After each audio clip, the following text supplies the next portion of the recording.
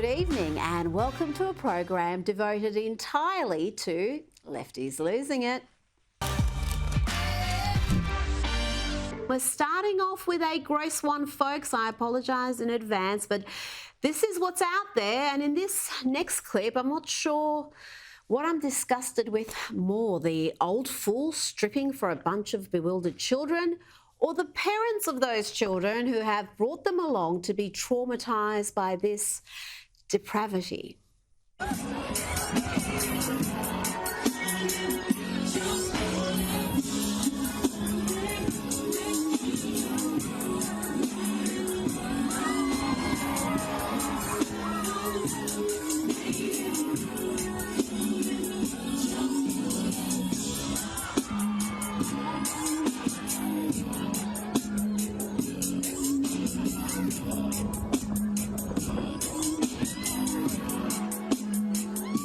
Note the pride flag flying in the background there. I don't personally know of any gay people who'd be proud of that. Some freak stripping, dancing sexually for little kids while he licks a walking stick. If you want a 30-second explainer on civilizational decline, well, you just saw it.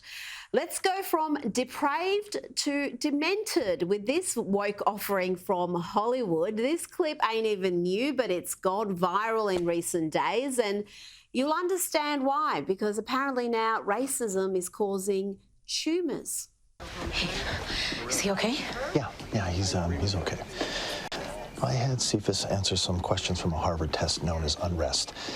It is designed to measure someone's level of social resistance. Social resistance. When people like us oppose the values and policies of the dominant culture. That's right. And what does that have to do Your son, he feels threatened on a daily basis. Like everything he's earned can just be taken away. He's disenfranchised. But because his life is seemingly free from all this, because he can't name it, he's internalizing it. Name what? Racism. I think your son's tumor was caused by racism.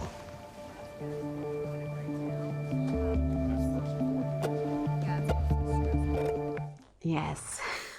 What did that doctor say? When people like us oppose the values and policies of the dominant culture, does that mean every conservative in Hollywood is going to have their body riddled with cancerous tumours?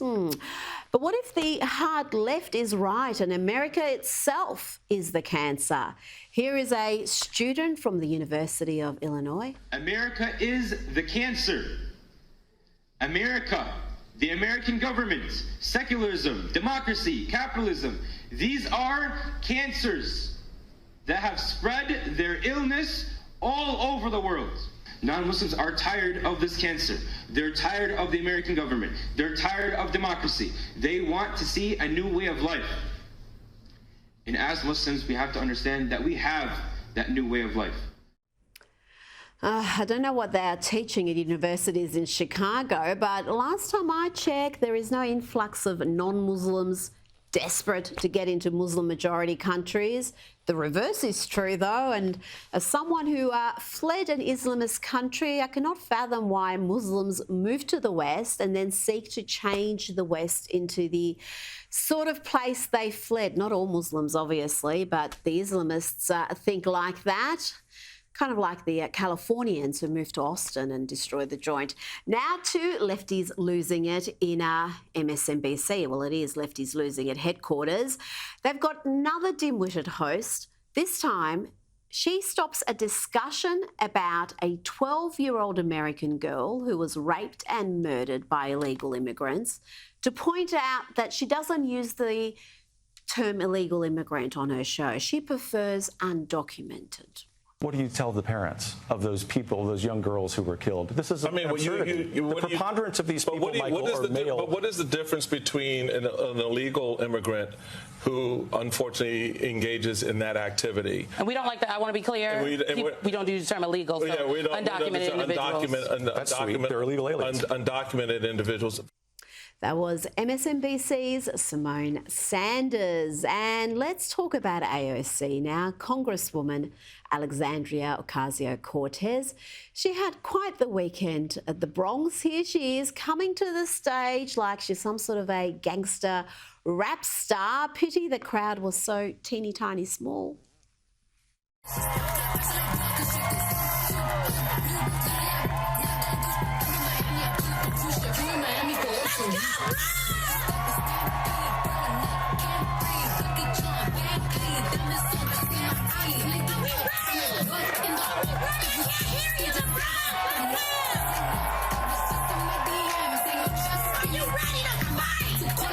And here is AOC demonstrating that she's confused about just who is running the country because she wants to fight to win the country back.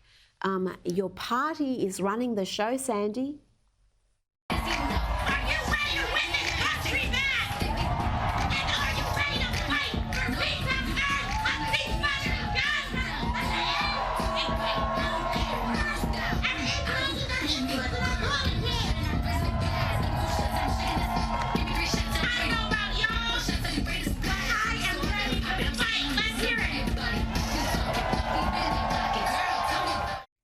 And then she introduced another Democrat, Congressman Jamal Bowman, and things just got more wacky from there.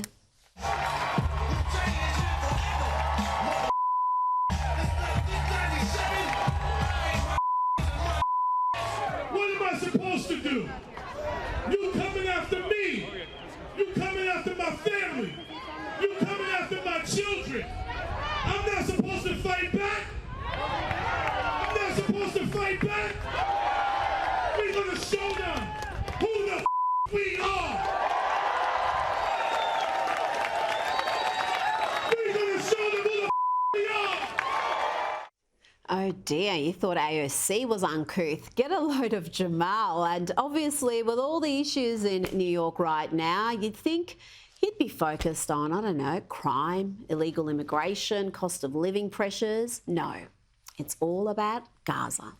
And telling them to vote for Jamal Bowman. Ceasefire now, y'all. That's what we're doing. Ceasefire now. Let's get it popping. Right. The polls are open today. The polls are open tomorrow. Did you know that wanting to be fit and healthy is racist? And fatphobia is just another form of white supremacy. Listen to this intersectional baloney. Anti-fatness is rooted in anti-blackness, and the reason why people are pursuing thinness is because they're pursuing proximity to whiteness. The reason why people hate fat people is because people hate black people, and appearing curvier, bigger is associated with blackness, especially black women, and that's why they're discriminated in the workplace, overly sexualized, and this has gone back for centuries and centuries. All systems of oppression, capitalism, sexism, racism, it all comes back to white supremacy, which is the foundation of the fabric of America and rules every sector and aspect of our society. Now to a lefty dude telling us he's going to lose it if Trump wins again. Listen to this rant. Sounds to me like this unhinged lefty is making threats. Is anyone at the FBI watching? If Donald Trump wins, there are going to be a lot of angry people. I can't promise that there won't be some fighting. But if Donald Trump wins and starts trying to implement some of these measures to take away even more rights, you're not going to want to be around for that fight. I can promise you that. You're not going to want your family to be around for that fight. Because people will die. People will die. Interesting. Time to check in with the most powerful woman in the world.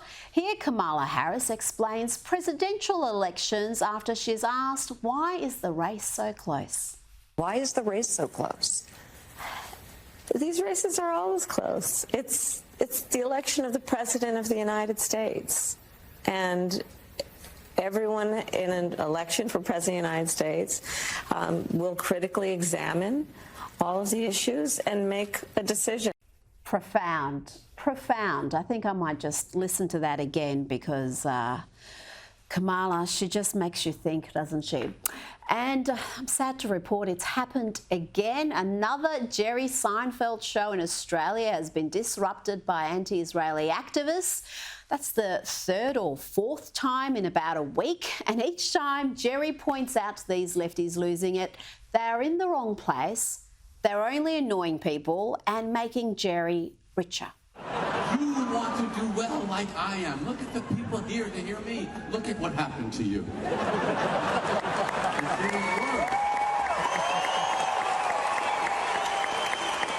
Here's the other thing I think you need to go back and tell who's ever running your organization. We just gave more money to a Jew.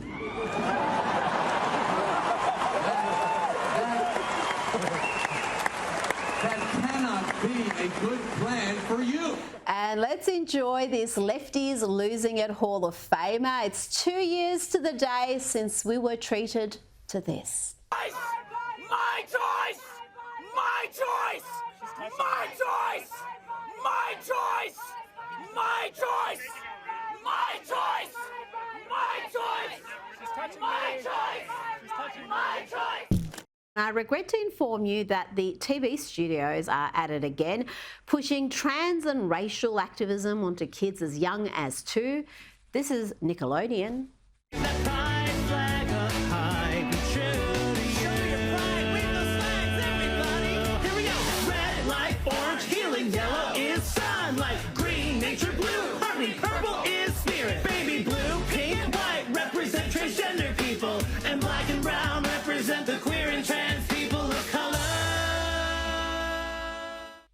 The queer and trans people of colour. I can just imagine the bewildered toddlers watching that.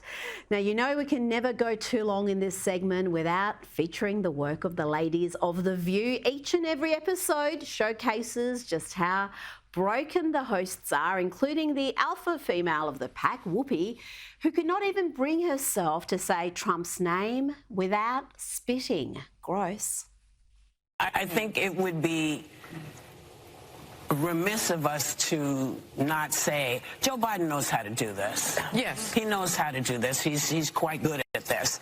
And you know, you can't refute anything with him because he just, when I say him, I mean... He rambles. Trump. Yeah. He tends to just... But can I mention one thing? They're so bitter, broken and miserable. Not sure why that makes me smile, but it does.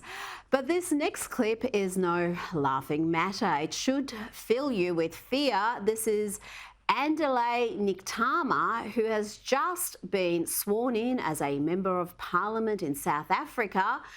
And let's have a look at some of his earlier work calling for the revenge killing of white people, the murder of white South African men, women and children. They killed one of us, we kill how many whites? We kill the children, we kill the women, we kill their dogs, we kill their cats, we kill anything that comes. Now to a clip showing a woman in Muslim garb encouraging a couple of Western girls to give the veil a go.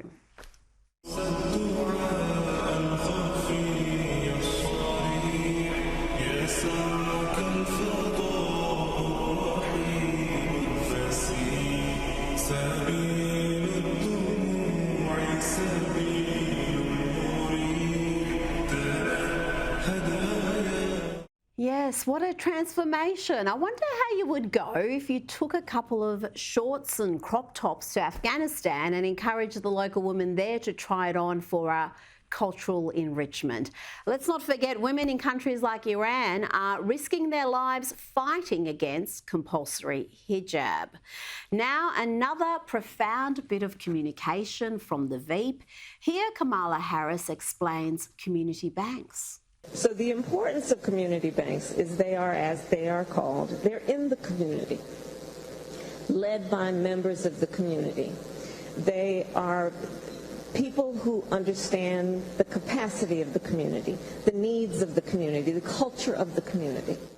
Did you get that? Community banks are banks and they're also in the community. Quite profound there. Let's have some more financial advice from the woman one geriatric heartbeat away from the Oval Office. To aspire to create wealth is a good thing as far as I'm concerned. If that is what one chooses. I, on the other hand, have chosen to live a life of public service. But I am all for any of you get yours if that's what you want, right? Hilarious. That public service, none of it good, has seen Kamala Harris accumulate a net worth somewhere between 7 and 15 million, according to media reports. Now let's go to some local lefties losing it. Here are the climate cultists who think they are saving the world, one blockade, one foolish protest at a time, and they've also started singing. One more. Stop in the name of life before we break apart. Stop in the name of life. This could be our last chance before it's over. This crap is killing us.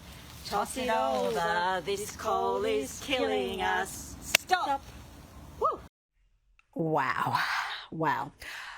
Before you mock us in Australia too much, the Yanks have plenty of climate cranks of their own, and in recent days they've managed to disrupt a golf tournament and a congressional baseball game. Just watch these soy boys and girls go.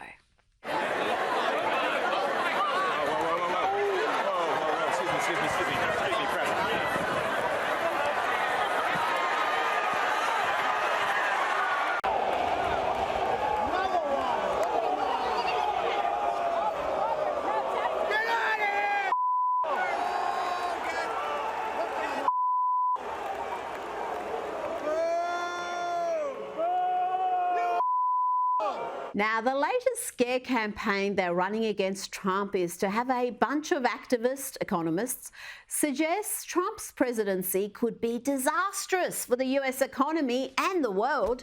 This is the same scaremongering we saw before 2016. Do they think the American people have mass amnesia?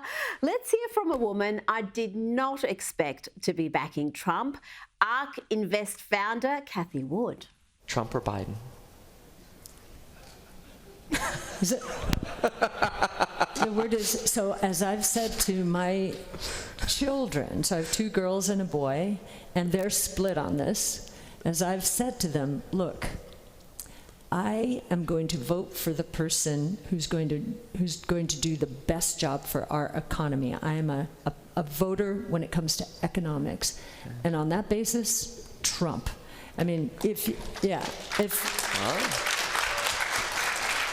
So Art Laffer describes the first 3 years of the Trump presidency as the best in U.S. economic history. Not the last one because of COVID, but, and I would agree. Wow. And I went through Reaganomics too.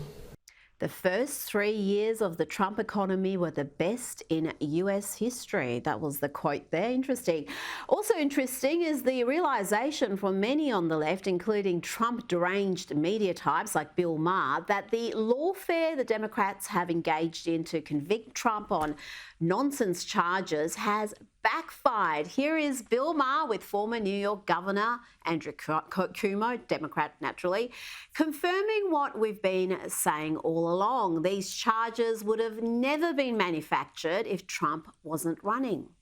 The trial in New York, the one he got convicted for, was the greatest fundraising bonanza ever.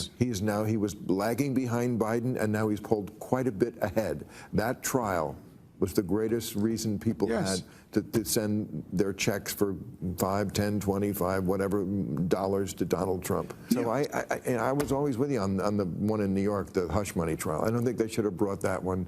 It was just always going to look like a sex case, and people were always just going to look at it that way. So anyway. That case, the Attorney General's case in New York, frankly, should have never been brought. And if his name was not Donald Trump, and if he wasn't running for president, I'm the former AG in New York, I'm telling you that case would have never been brought. And that's what is offensive to people.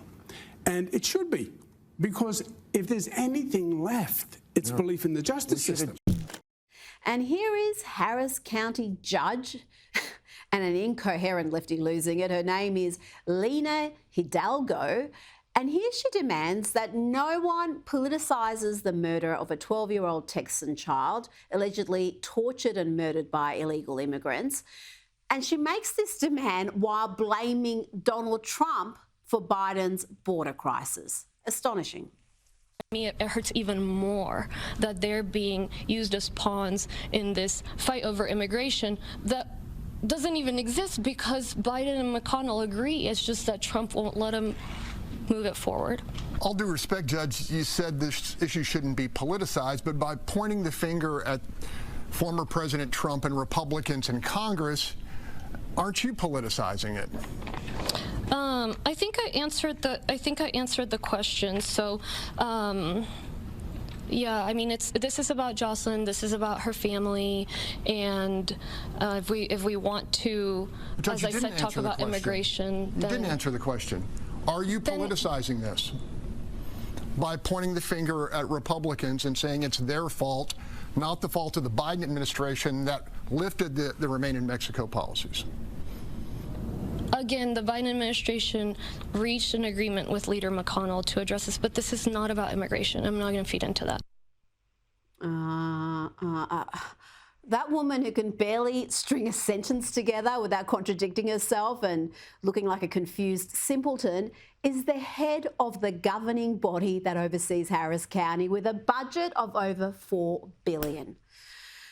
Now to a mother who claims to be a victim of lefties losing it on United Airlines. She was left stranded in San Francisco with her 16-month-old because she apparently misgendered a non-binary flight attendant. Okay, so we were denied boarding, myself, my 16-month-old son, my mother. They took our luggage on the plane, which has my thyroid medication, which I'll be very sick without, my mother's medication. They basically said tough luck. And they won't tell me exactly what I said, but what happened, and I will tell you what happened right now, I was speaking to one of the flight attendants and got their pronouns wrong. The other flight attendant didn't like it. I said, I'm really sorry. I'm not very versed with pronouns. I was holding my son. He was having a temper tantrum. I had the car seat on my back. I wasn't really focusing on anything except getting my son's car seat on the flight and getting him comfortable and safe, and him, because now it's his nap time. You can see he's kind of fallen asleep. They're saying that it's a hate crime that I did, that I might not even be able to ever fly United. We don't even know how we're going to get back today. Now, this is exciting, folks. Only happens about once a decade, but we've got footage of Jon Stewart actually being funny.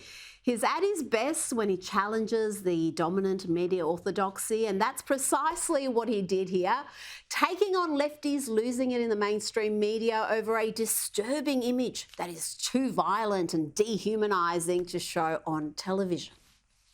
In our editorial discussions this morning, we were asked not to show the image from this video because of its violent and disturbing nature. Video, which we are intentionally choosing not to show you. We're not going to show because of how disturbing it is. I was extremely disturbed to see this. Horrible, horrible, violent imagery. Violent and dehumanizing imagery. We're only going to show you a clip of this briefly. All right, that's enough. Let's take it down.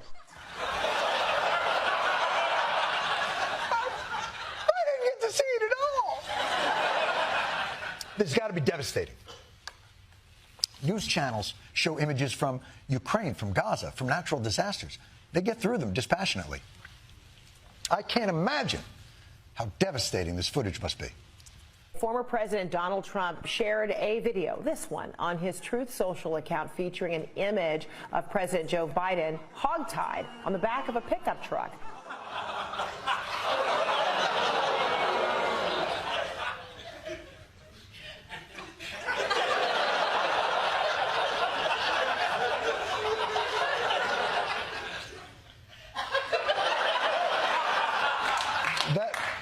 That's what was so disturbing and dehumanizing.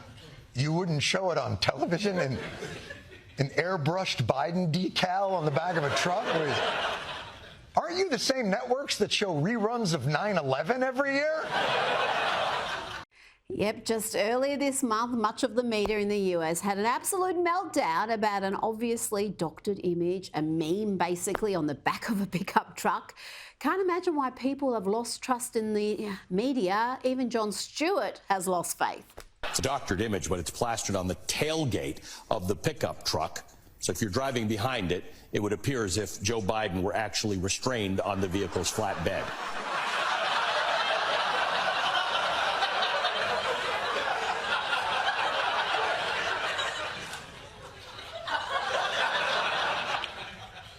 If you think that's really Joe Biden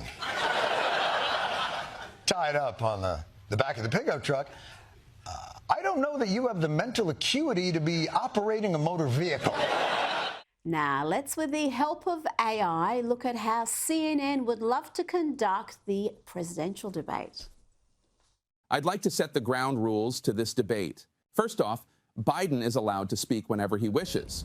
We will have commercial breaks whenever Biden feels the urge so that his needs can be taken care of.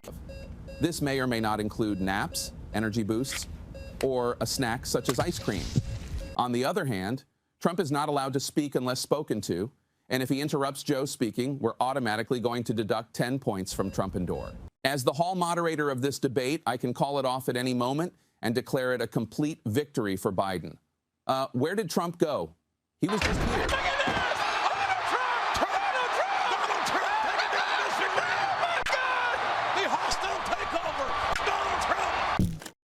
That's it for me. I'll see you Sunday morning for Outsiders. Good night.